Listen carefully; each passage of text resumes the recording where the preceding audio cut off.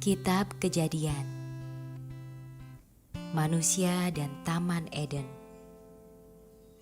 Selanjutnya Tuhan Allah membuat taman di Eden, di sebelah timur. Disitulah ditempatkannya manusia yang dibentuknya itu.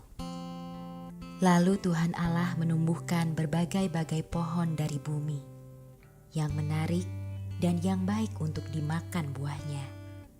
Dan pohon kehidupan di tengah-tengah taman itu, serta pohon pengetahuan tentang yang baik dan yang jahat. Ada suatu sungai mengalir dari Eden untuk membasahi taman itu. Dan dari situ, sungai itu terbagi menjadi 4 cabang.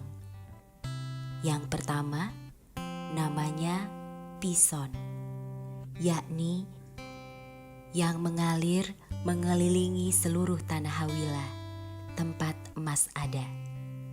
Dan emas dari negeri itu baik. Di sana ada damar bedolah dan batu krisopras. Nama sungai yang kedua ialah Gihon, yakni yang mengalir mengelilingi seluruh tanah Kus.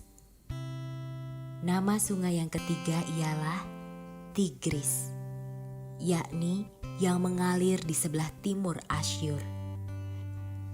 Dan sungai yang keempat ialah Efrat. Tuhan Allah mengambil manusia itu dan menempatkannya dalam Taman Eden untuk mengusahakan dan memelihara taman itu. Lalu Tuhan Allah memberi perintah ini kepada manusia. Semua pohon dalam taman ini boleh kau makan buahnya dengan bebas. Tetapi pohon pengetahuan tentang yang baik dan yang jahat itu janganlah kau makan buahnya. Sebab pada hari engkau memakannya, pastilah engkau mati. Tuhan Allah berfirman, "Tidak baik kalau manusia itu seorang diri saja. Aku akan menjadikan penolong baginya yang sepadan dengan dia." Lalu Tuhan Allah membentuk dari tanah segala binatang hutan dan segala burung di udara. Dibawanyalah semuanya kepada manusia itu untuk melihat bagaimana ia menamainya. Dan seperti nama yang diberikan manusia itu kepada tiap-tiap makhluk yang hidup, demikianlah nanti nama makhluk itu. Manusia itu memberi nama kepada segala ternak, kepada burung-burung di udara, dan kepada segala binatang hutan. Tetapi baginya sendiri, ia tidak menjumpai penolong yang sepadan dengan dia. Lalu Tuhan Allah membuat manusia itu tidur nyenyak.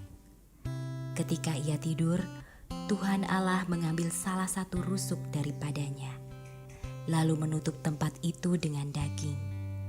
Dan dari rusuk yang diambil Tuhan Allah dari manusia itu, dibangunnyalah seorang perempuan.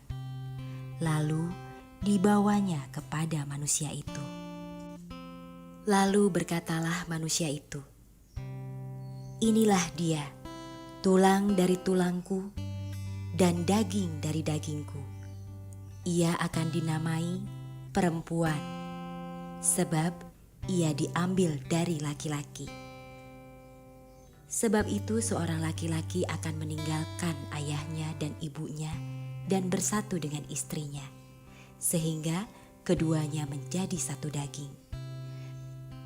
Mereka keduanya telanjang, manusia dan istrinya itu, tetapi mereka tidak merasa malu."